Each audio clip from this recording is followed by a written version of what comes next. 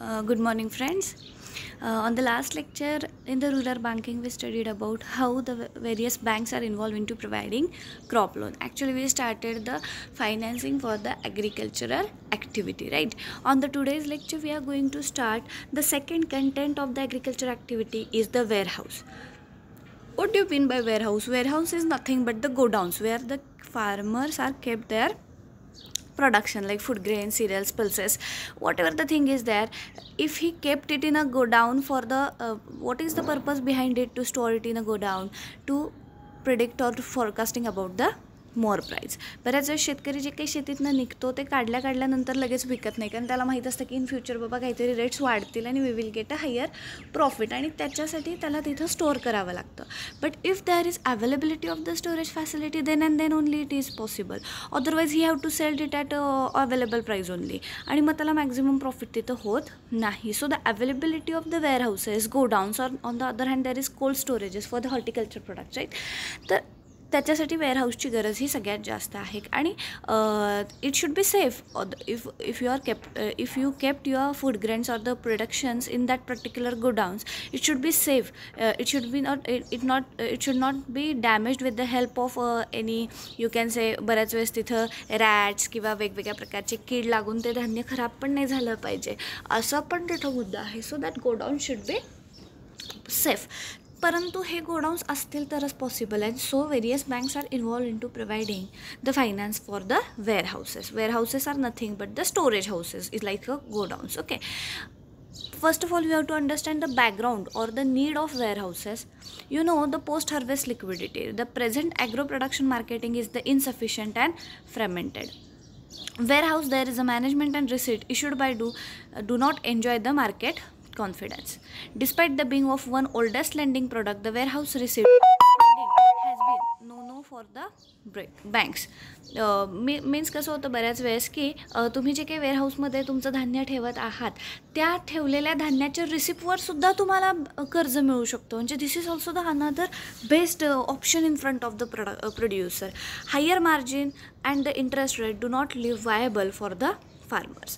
Means the farmers in the India realize just about the 30 to 35% value of their production and 60 to 70% in the developed economies.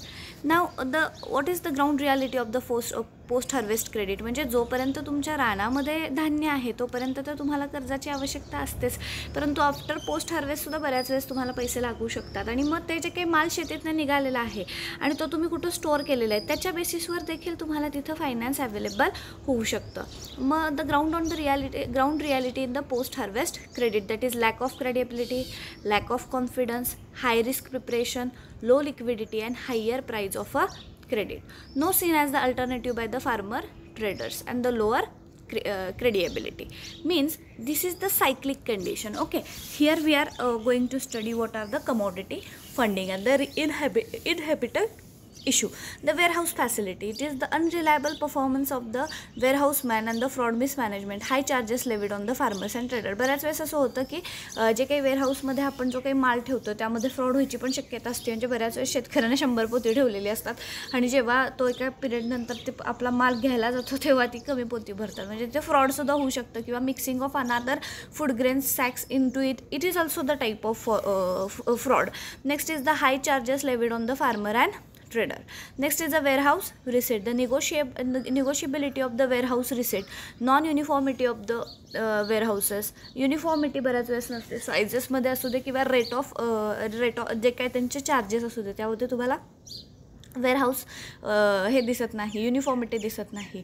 आणि next one is the collateral management, the responsibility is not understood properly, the few quality service providers and the cost of a service. आता ज्यांचे कुणाचे warehouses आहेत त्यांनी actually व्यवस्थित service दिली गेली पाहिजे, because farmer kept his production in your warehouses for the सेफ्टीने, म्हणजे सेफ्टीसाठी तो तुमच्या इथं ठेवत असतो. So that is your liability की you should protect his production, right. Means इथे तुम्हाला लक्षात काय घ्यायचं आहे की what is the main agenda behind to keep the money in to the post आहे, what is the responsibility of that warehouse owner.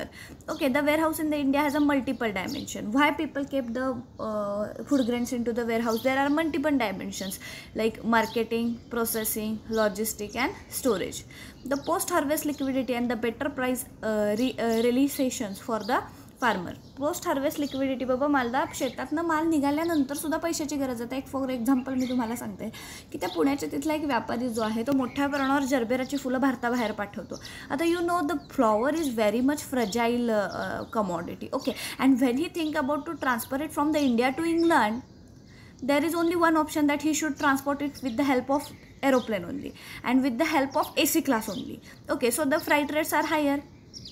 And when he cut the crops and he is ready to export it, for the exporting he required the AC class of the aeroplane. For that he have to pay some amount for it na, and that huge amount he have to pay. And if the post harvest liquidity is available, post harvest credit is available, then and then only he can do the transportation. म्हणजे जर तुम्हाला निघालेलं पीक भारताबाहेर पाठवायचं असेल किंवा त्याच्यावर processing करायचं असेल तर तुम्हाला पैशाची गरज लागणार आहे. आणि ही नीड तुमची फुलफिल कशामुळे होणार आहे तर अवेलेबिलिटी ऑफ क्रेडिट फॅसिलिटी. आणि ती तुम्हाला कधी मिळणार आहे? If you stored your production in the warehouses. That is your first object behind to keep the your production in to warehouses. Next is the efficient commercial trade in agro commodities. आता if you are looking for the higher price, बऱ्याच वेळेस होतं. आता कांद्याच्या बाबतीत मी तुम्हाला उदाहरण सांगते की before 5 months the onion was on the 10 rupees only. कारण त्यावेळेस आमच्या रानातला जवळजवळ 10 ट्रॉली कांदा निघालेला होता आणि तो आम्ही विकला नाही. का नाही विकला तर 10 रुपयानं काय विकून परवडणार आहे आणि होलसेलला तर त्याच्यापेक्षा कमी न जाणार होता. म्हणून आम्ही तो काय केला, आपला केप्ट साईड त्याचं व्यवस्थित हे करून तो आम्ही पसरून आमच्या घरामध्ये ठेवला. आणि step by step the prices are increases and now it is reach up to 80 rupees per kg. आता महत्त्व करते की बाबा आपण स्टोअर केलेल्याचा फायदा काय होतो, आता जास्त दरानं तो जातोय. म्हणजे ह्या गोष्टी होतात लक्षात घ्या. If you capable to stored it you will get the benefit of higher price. Next one is the backbone of commodity exchange and the future spot.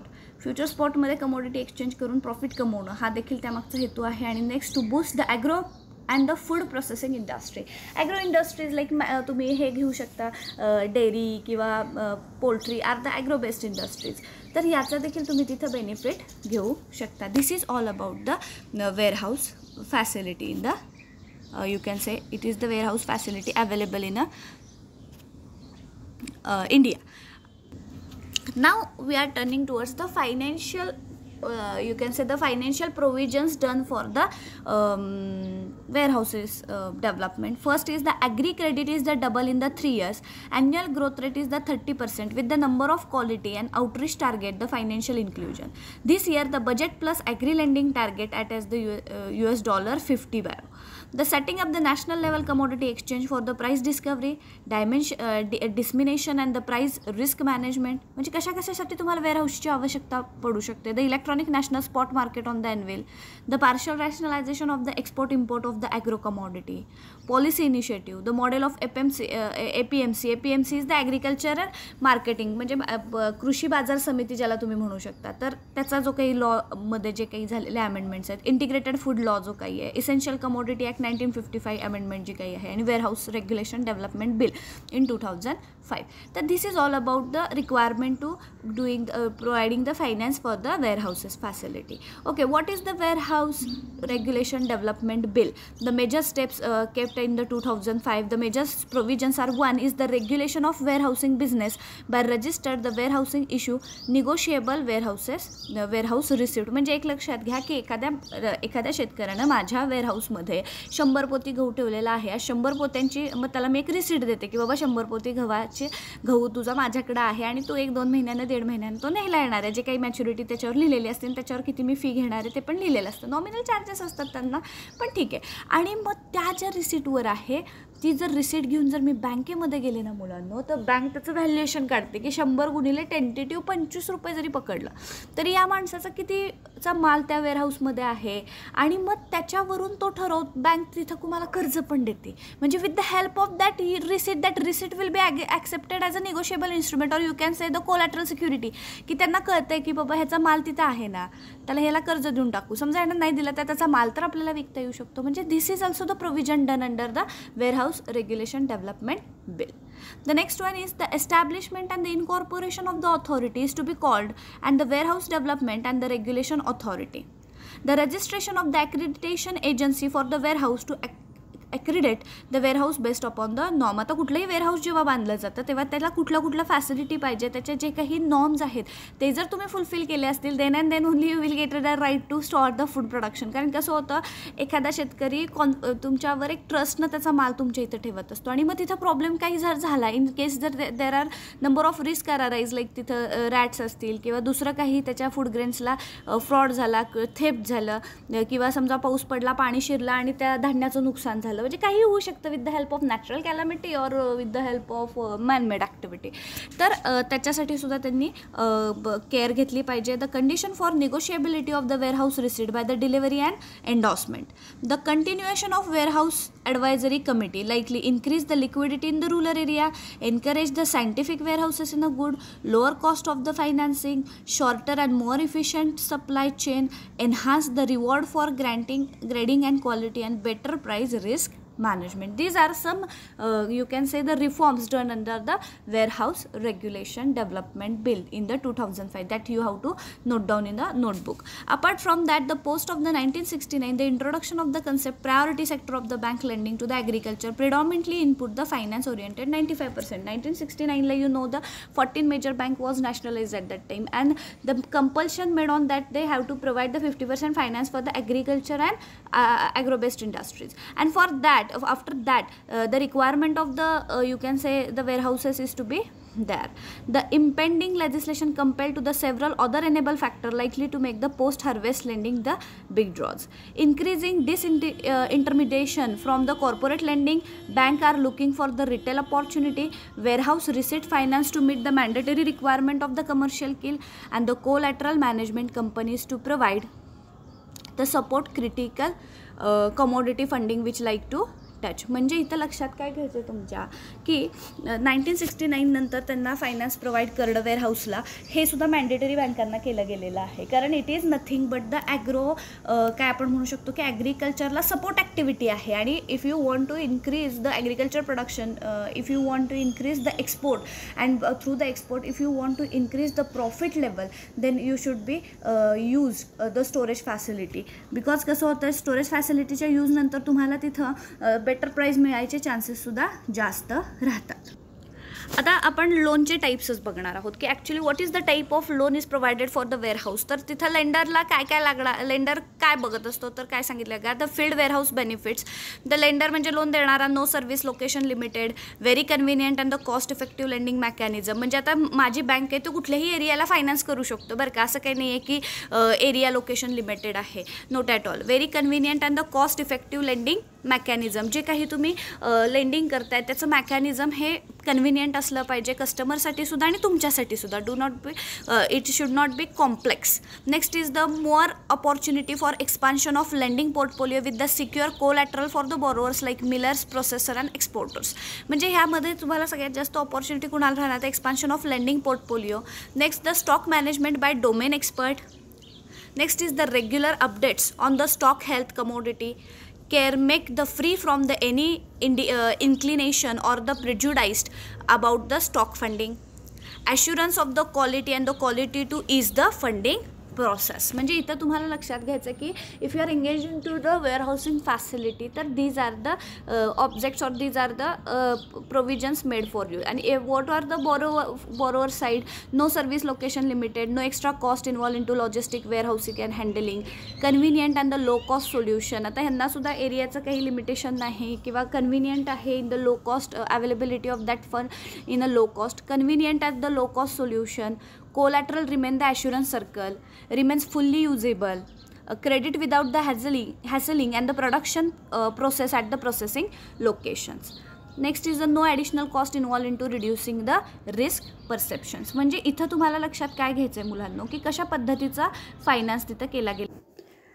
Now in this slide we are going to study how the SBI is involved into, that is the State Bank of India, how it is involved into the warehousing facility. Here you can say that the scheme is being extended to finance the trade and owners or the goods and manufacturer for their own process against the warehouse receipt issued by the collateral manager. What are the features of loan which is given by the banks for the warehouse purpose and for the warehouse receipt as well. Here you can say that the nature of a facility, the cash credit facility is provided up to 1 crore. Can you imagine guys, 1 crore पर्यंत CC तिथं मिळू शकते तुमच्या मालावर. ठीक आहे. त्याच्यानंतर warehouse capital demand loan, working capital demand loan, resolving demand loan. Next one is the quantum loan, minimum and maximum need is based upon the financing base and eligibility. Next is the margin range from 25% of the market price to the 35% of the market price depending upon the facility and type or without the type. Discretionary power has been provided the concessional authorities in a circle level. The pricing is the competitive price linked of the MCLR. Next is the processing fee. आता हे जे काही loan असतात, हे loan तुमच्यापर्यंत पोचेपर्यंत, कन्झ्युमरपर्यंत त्याचा benefit होईपर्यंत जे काही प्रोसेसिंग कॉस्ट असतं, तर त्याच्या बाबतीत त्यांनी सांगितलेलं आहे की unified charges including the charge, inspection charge and facility fee is being levied with the range from 3 lakh is based upon the quantum of loan. म्हणजे तुमचा माल किती आहे हे इन्स्पेक्शन करणं, किंवा वेअरहाऊसच्या बाबतीतसुद्धा कुठं बिल्ड करताय, त्याची कॅपॅसिटी काय, हे इन्स्पेक्शन करण्यासाठी जी काही नॉमिनल फी येईल तेवढीच तिथं प्रोसेसिंग फी म्हणून कन्सिडर होणार आहे. And what about the repayment period. तर आता रिपेमेंट पिरियडमध्ये काय सांगितलं आहे बघा, की the loan should be liquidate as when the production is sold out during the validity period not extending 12 months. आता जेव्हा तुम्ही जो काही माल ठेवलेला आहे त्याच्या कोलॅटरल सिक्युरिटी म्हणून जेव्हा लोन घेत असता, ज्यालाच कोलॅटरल लोन्स असं म्हणतात, तर ते तुम्हाला 12 महिन्याच्या आत फेडावं लागणार आहे. 1 वर्षापेक्षा जास्त मुदत तिथं दिली जाणार नाही आहे. बट कॅश क्रेडिटच्या बाबतीत काय सांगितलं बघा, the repayable on the demand to be the broad a credit balance and the DP made nil or the your certificate expires. Next is the RDL in the sense all the individual under the RDL should liquidate after the closure of underlying the loan and liquidate for the bank dues. In the addition, the branch should derive due to the date of each WHR and should also ensure the warehouse ज्याला आपण काय म्हणू शकतो की receipts are released only after the closure of underlying loan. जे काही तुम्ही receipt as a collateral asset म्हणून तिथं सबमिट केलेलं आहे बँकेमध्ये, आणि त्याच्या अगेन्स्ट तुम्हाला जेव्हा लोन मिळतं तेव्हा एक गोष्ट लक्षात ठेवायची आहे की after the repayment of the loan सगळं क्लिअर झाल्यानंतरच तुम्हाला तुमची रिसिट तिथं माघारी मिळणार आहे, आणि त्या रिसिटवर तुम्ही तुमचा माल सोडवून आणणार आहात. This is all about the warehouse facilities. Here the notes I am immediately providing after that lecture, but listen it carefully and note down the notes from the PPT as well. Thank you so much.